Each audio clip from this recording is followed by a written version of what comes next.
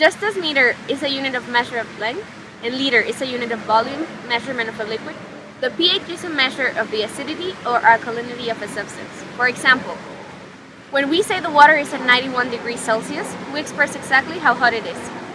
It is not the same to say that the water is too hot than the water is at 91 degrees Celsius.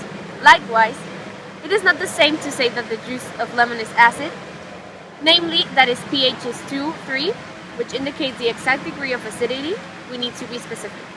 Therefore, the measurement of acidity or alkalinity is important, but how is it pH related to this measurement?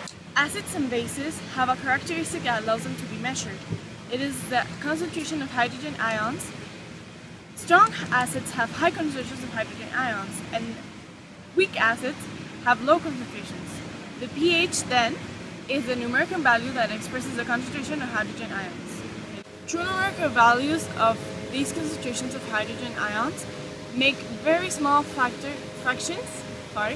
For example, ratio of 1 in 10 million.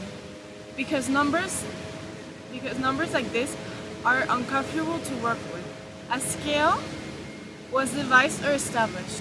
The values read on the scale are called the pH measurements.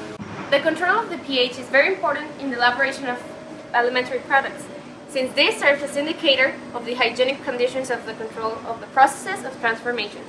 pH, such as temperature and humidity, are important for food preservation. Can you give me a chilaquiles? The pH of milk must be controlled from the time of the collection to the delivery of the product, since it is a valid indicator of hygienic conditions. The normal value is around 6.8 degrees, while lower values may indicate an infection of the animal.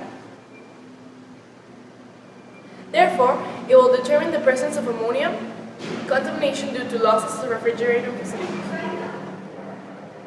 Bread is kept longer if its pH value is between 4 and 5.8. Egg pasta must have an acid pH to prevent the reproduction of pathogenic microorganisms. To ensure the hygienic safety for mayonnaise sauces, they are acidified by adding vinegar or lemon juice, thus prolonging the shelf life of the products. The pH of a finished product influences the shelf life and it depends on the type of food. For example, fruit jams or syrups should be around pH 3.5 and caramelized between 4.5 and 5. The pH should be between 8 and 10 based on the chlorine concentration. Similarly, an iodine solution is meant to have a pH value of 5 or lower. To produce products with consistent, well-defined properties. To efficiently produce products at optimal cost. To avoid causing health problems to consumers. To meet regulatory requirements.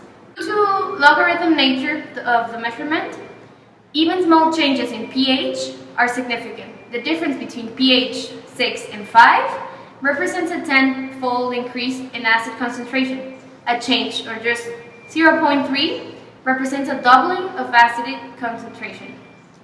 Variation of pH can impact flavor, consistency, or shell life.